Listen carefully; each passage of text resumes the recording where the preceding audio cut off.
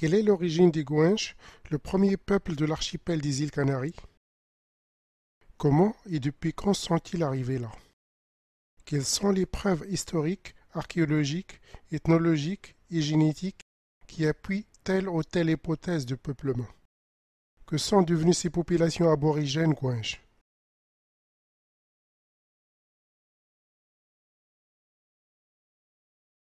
Jusqu'à tout récemment, un grand mystère entourait encore l'origine du peuplement des îles Canaries. Des théories aussi farfelues que les restes du mythique continent Atlantide et de la présence des populations blondes de grande taille avec des yeux bleus circulaient encore. Mais qu'en est-il vraiment? Que nous disent les dernières publications dans des domaines aussi variés que la génétique, l'archéologie, la linguistique et l'ethnologie sur le peuplement ancien des îles Canaries? Une partie du mystère a été élucidée par des chercheurs de ces différentes disciplines, mais beaucoup de questions sont encore sujets à débat. L'archipel des îles Canaries, situé au large des côtes marocaines, est formé de 7 îles volcaniques, dont la plus à l'est est située seulement à 97 km des côtes africaines. Ce sont des îles d'origine volcanique qui sont apparues très récemment à l'échelle géologique. La plus ancienne, l'île de Fuerteventura, est âgée de 23 millions d'années. La plus jeune, l'île de El Hierro, est âgée de seulement 1,1 million d'années. Cet archipel est très jeune et n'a jamais été rattaché au continent au cours du temps géologique. Ce qui signifie que tout ce qui vivait sur l'île venait de l'extérieur. Les premières populations qui se sont installées devaient donc apporter avec elles les animaux domestiques et les plantes à cultiver. De ce fait, le peuplement des îles, volontaire ou forcé, ne devait certainement pas être dû au hasard, fait par des naufragés de fortune, mais être intentionnel en une ou plusieurs vagues de peuplement. De plus, les îles ne contiennent aucune ressource minière qui pourrait être utilisée pour fabriquer des métaux, ce qui bien sûr a eu un énorme impact sur le mode de vie des populations de l'archipel.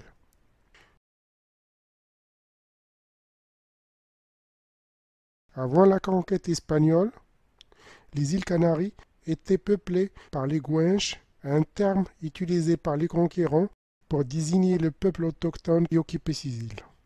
Selon l'historien espagnol du XVIIe siècle, Juan Núñez de la Pena, c'est une déformation du mot indigène Guanchinet qui désigne l'homme Guan de Tenerife, Chinet.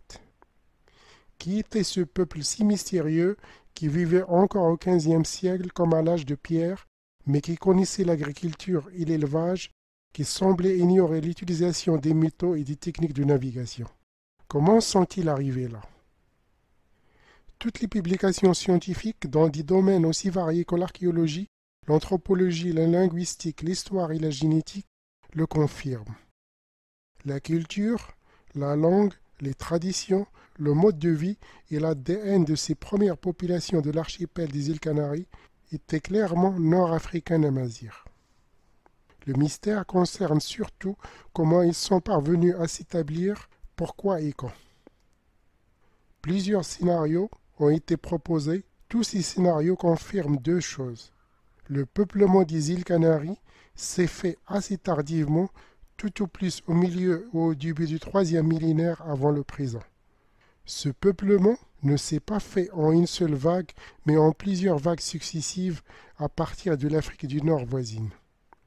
Nous allons voir les preuves scientifiques qui appuient l'un ou l'autre de ces scénarios. Les références bibliographiques sont incrustées dans la vidéo et peuvent être consultées par toute personne qui souhaite approfondir un des sujets abordés. Que nous disent les chroniqueurs historiens anciens? Les textes classiques des Grecs parlaient d'îles de bienheureux, localisées au-delà des colonnes d'Hercule, c'est-à-dire Gibraltar, qui pourraient être, sans qu'il soit possible de l'affirmer avec certitude, l'archipel des Canaries. Le premier récit historique de l'existence des îles Canaries daterait de l'époque des Carthaginois. Le périple de Hannon, entre 630 et 400 avant Jésus-Christ, semblait faire référence avec beaucoup d'imprécision aux îles Canaries. Une imprécision probablement volontaire pour garder un secret commercial et éviter la concurrence avec les Grecs. Comme le montre la reconstitution de la carte du monde connu de Pomponius Mela, le premier géographe romain, vers le milieu du 1er siècle de notre ère, l'archipel des Canaries était connu et probablement déjà visité par les Romains avant cette époque. Mais c'est dans le livre Historia Naturalis de Pline l'Ancien, écrivain naturaliste romain du 1er siècle de notre ère, qu'on trouve le premier récit incontestable d'un voyage aux îles Canaries. Pline écrivait que le roi de Mauritanie, soit l'actuel Maroc et une partie de l'Algérie, Yuba II, a envoyé une expédition navale dans l'archipel des Canaries. Ce souverain était aussi un grand homme de science reconnu de son époque. Lors de cette expédition dans l'archipel des Canaries, il a envoyé plusieurs embarcations pour explorer les îles. Il a pu noter que cet archipel était constitué de 5 îles. Il a déterminé qu'il y avait des vestiges de construction dans plusieurs d'entre elles, mais il n'a parlé d'aucune rencontre humaine. Il a aussi parlé de la présence d'un grand nombre de chiens canis en latin. Comme Yuba II ou ses explorateurs n'ont pas vu d'habitants dans les îles, il faut se poser la question qui a amené ces chiens dans les îles avant le 1er siècle de notre ère. Le nom des îles ne vient pas de l'oiseau canari, c'est plutôt le contraire. On a donné ce nom à ces oiseaux parce qu'il provient d'une espèce sauvage, le serin des Canaries, Serenius canarius, originaire de ces îles, qui a donné toutes les variétés domestiques des Canaries, sélectionnées par l'homme pour leur couleur et leur chant. Le nom que donnent les Amazirs du continent à ces îles, Tigzirin Tignariin, soit en langue locale les îles aux figues de Barbarie, doit aussi forcément être récent. Comme le souligne à juste titre le chercheur marocain Ahmed Saber, la figue de Barbarie, originaire du Mexique, même si c'est une plante très répandue en Afrique du Nord et en Espagne actuellement, n'existait pas dans ces régions avant la fin du XVe siècle. C'est Christophe Colomb qui l'a ramené pour la première fois dès son premier voyage. Le nom actuel des îles proviendrait plutôt des textes de Pline l'Ancien qui parlait de Canaries insulis, soit les îles aux chiens, suite à l'observation d'un grand nombre de chiens lors de l'expédition du Yuba II. S'ils étaient présents sur les îles au début du 1er siècle de notre ère, c'est qu'ils ont dû être introduits par l'homme avant cette date. À la mort du roi Yuba II, en l'an 23 après Jésus-Christ, son fils Ptolémée prend le pouvoir. Il fut assassiné par l'empereur Caligula, qui, par la suite, a annexé son royaume en l'an 40. Son territoire fut séparé en deux parties, la Mauritanie tangitane, Maroc, et la Mauritanie césarienne, l'Algérie. À la suite de cela, plusieurs révoltes éclatent qui sont réprimées dans le sang par Rome. C'est en réaction à l'une de ces révoltes que, selon certains historiens, Rome aurait déporté certaines tribus berbères de la région avec leurs animaux domestiques vers les îles Canaries. Selon cette hypothèse de peuplement de l'archipel, les aborigènes canariens seraient issus de cette déportation, donc le peuplement des îles daterait tout au plus du 1er siècle de notre ère. Cette hypothèse est défendue par certains chercheurs comme le docteur José Juan Jiménez González, docteur en histoire et conservateur au musée archéologique de Tenerife. Il est l'auteur d'un livre sur le sujet. Après la fin de la présence romaine en Afrique du Nord et le début de la conquête arabe, ces îles sont entrées dans un relatif oubli. Il est à noter qu'aucune des différentes dynasties marocaines et nord-africaines n'a essayé d'occuper les îles Canaries depuis les invasions arabes. Ils les connaissaient sous le nom de Jazor el-Khalidat, les îles éternelles. Les pouvoirs en place en Afrique du Nord n'ont pas tenté de les occuper. Les Guanches des îles Canaries sont le seul peuple d'Afrique du Nord qui n'a jamais été islamisé. Le fait que les Romains déportaient parfois des populations qui leur étaient hostiles vers les îles constitue-t-il vraiment une preuve qu'ils l'ont bien fait dans le cas des Guanches? S'ils l'ont vraiment fait, cela signifie-t-il que ces îles n'étaient pas occupées auparavant? Les données historiques seules ne peuvent répondre à ces questions. Elles dépendent grandement de la crédibilité de l'auteur qui les a transcrites, surtout si les écrits datent de 2000 ans. L'hypothèse d'une occupation de l'archipel des Canaries après une déportation des tribus Amazirs, est-elle confirmée par d'autres données archéologiques et génétiques. La présence de Rome en Afrique du Nord date de la chute du Carthage en l'an 146 avant notre ère. Trouver des datations de vestiges archéologiques antérieurs remettrait donc en cause le fait que le peuplement de ces îles soit dû à une déportation par les Romains d'Amazirs nord-africains, ou tout au moins qu'elle n'en soit pas l'unique cause. Les méthodes de datation en archéologie sont donc essentielles pour élucider l'origine du peuplement des îles Canaries. Le premier peuplement des îles semble attesté par des datations au carbone 14 autour de 3000 avant le présent. Entre parenthèses, le terme BP, Before Present en anglais, a été fixé par référence aux années 50 et non à la date d'aujourd'hui. Les plus anciennes datations au carbone 14 de présence humaine proviennent des îles de Fuerteventura et de Tenerife. Des travaux de terrain sur Fuerteventura, l'île la plus proche des côtes nord-africaines, ont mis en évidence un os d'un caprin ou d'un ovin domestiqué qu'il n'était pas possible de dater directement, mais qui était enfoui entre deux couches contenant des coquillages qui, eux, ont été datés par la méthode de carbone 14. L'âge de la limite inférieure et de la limite supérieure de ces couches a été déterminé par la méthode de carbone 14. Ce radius d'un animal domestiqué par l'homme aurait un âge entre 4350 et 3960 avant le présent, et la couche supérieure aurait un âge de 1420 avant le présent. Toujours sur la même île, un dépôt de coquillage de l'espèce Thais emstoma, la même qui permet d'obtenir la couleur pourpre exploitée dans l'Antiquité, a été daté par la méthode de carbone 14 et a fourni un âge de 1830 avant le présent.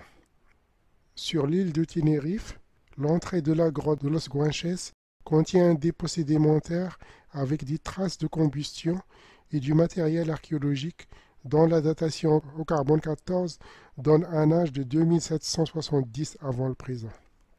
Les sites dans ces deux îles offrent les preuves d'une possible présence humaine dans l'archipel depuis au moins le début au milieu du premier millénaire avant notre ère, soit bien avant la présence de Rome en Afrique du Nord. Quelle autre hypothèse proposent les archéologues pour expliquer l'origine du peuplement de l'archipel? On invoque parfois l'hypothèse d'une déportation de population amazigh, non pas par les Romains, mais plutôt par les Phéniciens qui ont fondé Carthage en l'an 840 avant notre ère. Mais en réalité, il n'existe aucune preuve matérielle tangible, directe, que ce soit le cas. Mais pourquoi refuse-t-on obstinément l'hypothèse que les populations du continent en face de l'archipel aient découvert et colonisé les Canaries par eux-mêmes? L'hypothèse d'une déportation par ces deux civilisations résulte en grande partie sur le fait que lorsque les Espagnols ont conquis l'archipel des Canaries, les Guanches semblaient ignorer les techniques de navigation. On n'a trouvé aucune trace d'embarcation permettant de naviguer en mer ou entre les îles. Est-ce vraiment le cas? Les populations pionnières qui ont colonisé les îles avaient-elles des connaissances rudimentaires en navigation qui leur auraient permis de faire ce voyage? Y a-t-il des preuves?